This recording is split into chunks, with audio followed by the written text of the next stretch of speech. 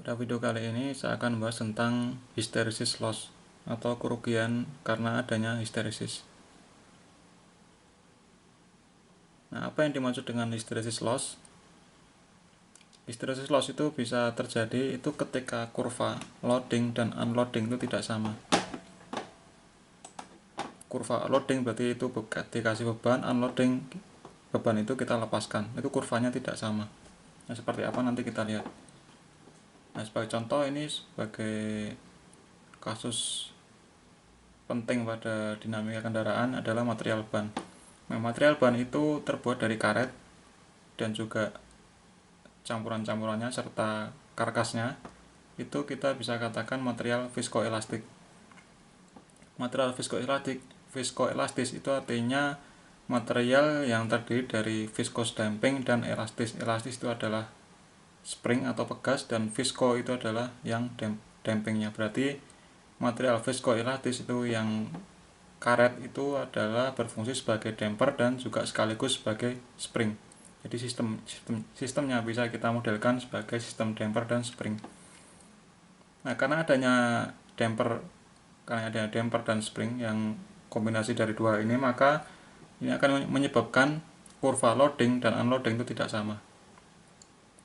Nah, sebelum kita membicarakan lebih jauh tentang hysteresis loss, kita harus menggunakan konsep energi. Jadi untuk memahami hysteresis loss kita harus gunakan konsep energi. Nah, perlu kita ingat cara menghitung energi dengan diagram tetrahedron. Ini ada di video di awal-awal saya buat, ini pernah saya buat. Kita gunakan diagram tetrahedron di mana yang atas ini adalah effort, yang bawah adalah flow. Sebelah kiri adalah effort akumulator. Berarti effort akumulator adalah jumlah dari effortnya, yaitu integral E dt. Integral kan jumlah E kalikan waktu adalah akumulasi atau jumlah dari effort. Sedangkan kesini itu adalah flow akumulator. Flow-nya kita integralkan terhadap dt, terhadap waktu, maka akan ketemu flow akumulator. Nah, bagaimana cara menghitung energi? Cara menghitung energi itu, ini secara umum ya, ini adalah rumus secara umum atau istilah secara umumnya. Untuk menghitung energi itu kita bisa melalui effort akumulator maupun flow akumulator. Kita bisa menghitung energi dari effort akumulator maupun flow akumulator. Nah, kalau kita menghitung energi dari effort akumulator, berarti sumbu X-nya, sumbu datarnya itu adalah E akumulator. Kalau kita menggunakan flow akumulator untuk menghitung energi, berarti sumbu X-nya, sumbu datarnya itu kita gunakan flow akumulator. Nah, energi itu adalah hubungan atau fungsi antara flow dan effort. Energi merupakan fungsi dari effort dan flow, sehingga kalau kita sudah tentukan bahwa sumbu X-nya adalah effort akumulator, berarti sumbu tegaknya adalah flow.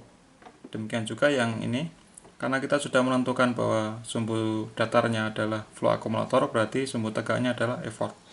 Berarti kita mulai dari yang effort akumulator, sumbu tegaknya atau sumbu Y-nya adalah flow, F, dan sumbu datarnya itu adalah effort akumulator.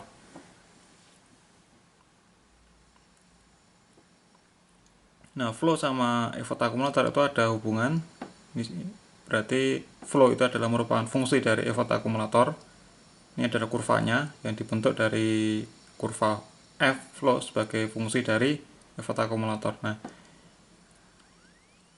area di bawah kurva itu adalah energi. Area di bawah kurva flow yang merupakan fungsi dari effort akumulator ini adalah energi.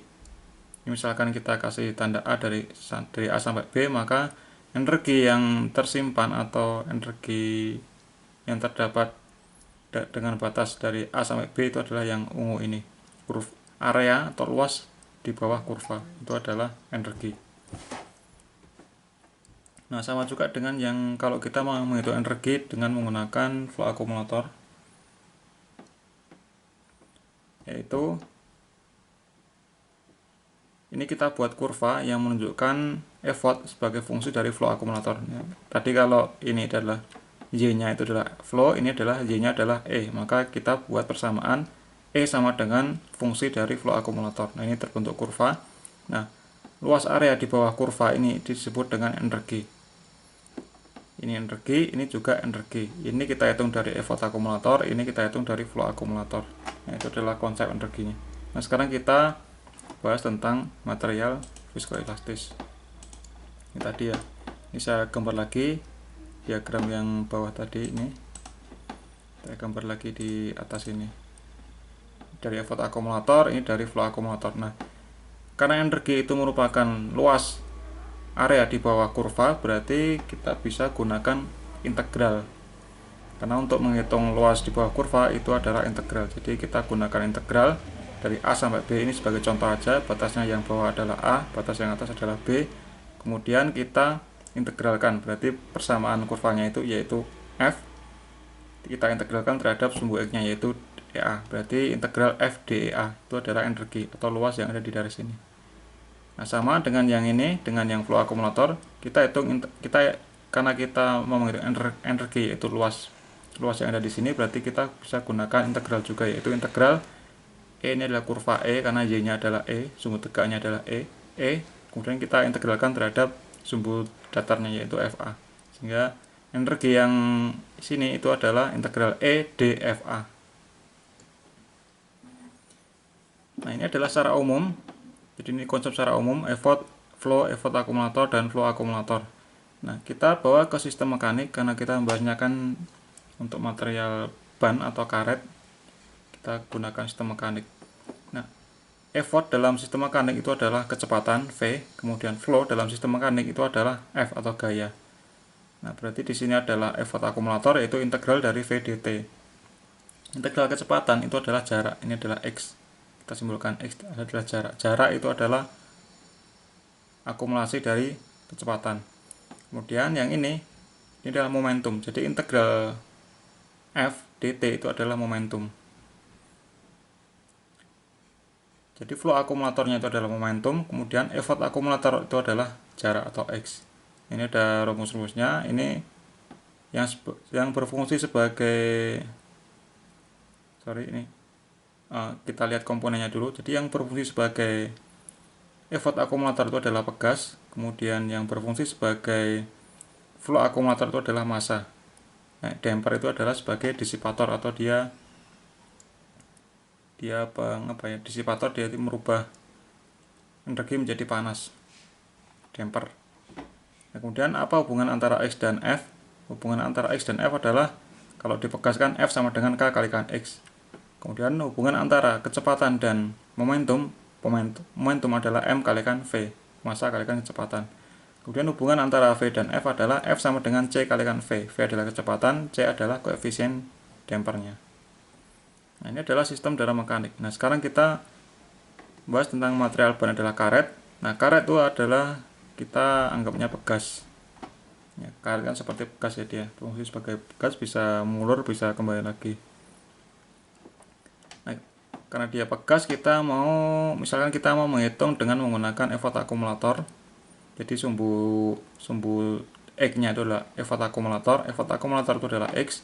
Sumbu tegaknya berarti adalah flow-nya. Flow-nya adalah gaya. Berarti kita mau menghitung energi dengan membuat kurva yang sumbu tegaknya adalah gaya F, sumbu datarnya adalah X atau dia jarak. Nah, kemudian kita mencari hubungan antara F dan X. Ini adalah hubungannya, yaitu F sama dengan K kalikan X. Berarti kita tulis ini adalah kurva F sama dengan K kalikan X.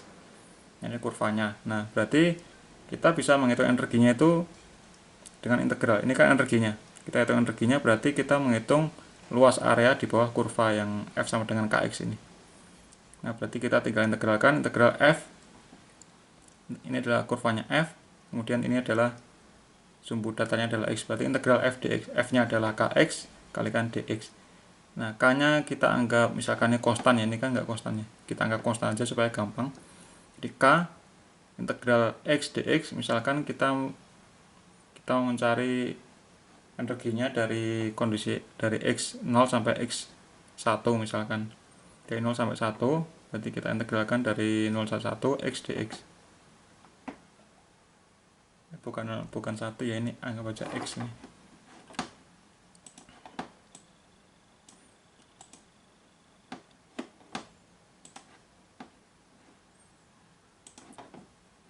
Ini harus harusnya X bukan 1.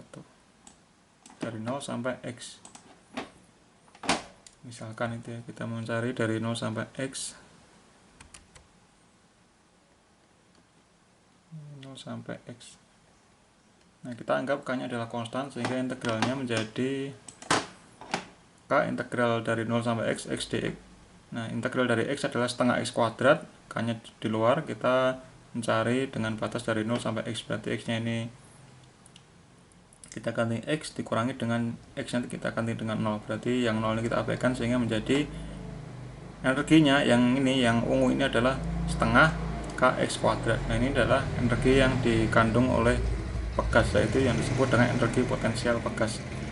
Nah, ini poin penting dari sini adalah kita mau bisa mengetahui energi yang tersimpan dalam suatu pegas itu adalah dengan menghitung luas dari area ini, area di bawah kurva F sama dengan Kx.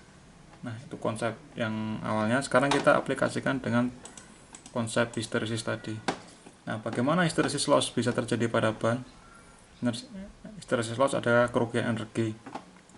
Nah, pada material misalkan karet atau material ban atau material viskoelastis itu bisa dimungkinkan, atau mungkin malah ya bisa dimungkinkan bahwa ketika ini ya, kita tadi kan kita mau menghitung energi itu dengan kurva Fx. Nah, bisa terjadi seperti ini. Jadi kurva antara loading dengan loading itu berbeda. Loading itu artinya kita tarik. Jadi karet tadi kita tarik, maka dia akan memanjang sebesar X. Kita tarik lagi, dia akan memanjang di X. Nah, semakin kita kasih gaya yang semakin besar, maka perpanjangannya juga akan semakin besar. Nah, ini adalah ketika kita tarik. Dari kondisi awal kita tarik sampai F tertentu sini, F tertentu ini. Nah, kemudian dari F ini kita kembalikan, kita lepaskan pelan-pelan F-nya. Kita kurangi gayanya. Nah, maka kurvanya itu, ini yang ketika kita lepaskan pelan-pelan, itu tidak sama dengan ketika kita tarik. Ini kita tarik, ini kita lepas. Kita tarik, kita lepas. Nah, berarti ini akan ada area antara loading dan unloading perbedaannya. Nah, ini disebut dengan energy loss. Energy loss adalah area yang terbentuk dari ketika kita tarik dibandingkan dengan yang kita lepas. Nah, areanya disebut dengan energy loss. Nah, bagaimana bisa seperti itu? Kita analisis satu persatu, yaitu ketika kita tarik atau loading dan ketika kita lepaskan pelan-pelan, yaitu unloading. Nah, pertama kita loading dulu. Ini, yang loading ini kurva yang biru ini, energinya adalah sekian. Energi potensial yang dikandung oleh karet atau pegas itu. Kemudian ketika kita lepaskan dari posisi F ini, pada sini kita lepaskan gayanya, kita kurangi pelan-pelan sampai kita lepaskan benar-benar, itu seperti ini, energinya seperti ini. Jadi ini ketika kita tarik energinya adalah sekian, ketika kita lepaskan gayanya itu adalah sekian. Nah, kita lihat bahwa energinya itu berbeda dari awalnya yang seluas ini itu menjadi seluas ini. Jadi kan ketika kita lepaskan energinya ternyata dia lebih kecil dibanding dengan energi potensial ketika kita tarik. Nah, oke, dari kurva ini kita bisa simpulkan bahwa energi loading itu lebih besar dibanding dengan energi unloading. Ya, berarti ada sesuatu yang hilang atau yang berubah bentuk. Kalau kita kasih rumus persamaannya, berarti energi loading itu sama dengan energi unloading ditambah dengan energi loss. Nah, energi loading ini sama dengan energi unloading tambah dengan energi loss yang ini. Nah, masuk akal ya. Jadi energi loading itu sama dengan energi unloading ditambah dengan energi loss. Nah, energi loss itu apa? Energi loss itu bisa berupa panas, karena di dalam elemen karet itu akan terjadi gesekan. Jadi karena terjadi gesekan antar elemen di dalam karet ban, itu akan menimbulkan panas. Nah, panas ini adalah energi, sehingga energinya itu sebagian dirubah menjadi panas, sehingga energi atau energi potensialnya itu tidak sama dengan ketika kita kasih loading. Energi potensial ketika unloading tidak sama dengan energi potensial ketika loading. Nah, itu adalah konsep dari hysteresis loss. Nah, bagaimana hysteresis loss terjadi? Ya karena kurva ketika kita tarik karetnya tidak sama dengan ketika kita lepaskan. Nah, ini adalah energi loss, atau ini energi loss ini disebut dengan energi hysteresis loss. Oke, demikian penjelasan tentang hysteresis loss. terjadi pada sistem mekanik. Semoga bermanfaat. Sampai ketemu di video selanjutnya.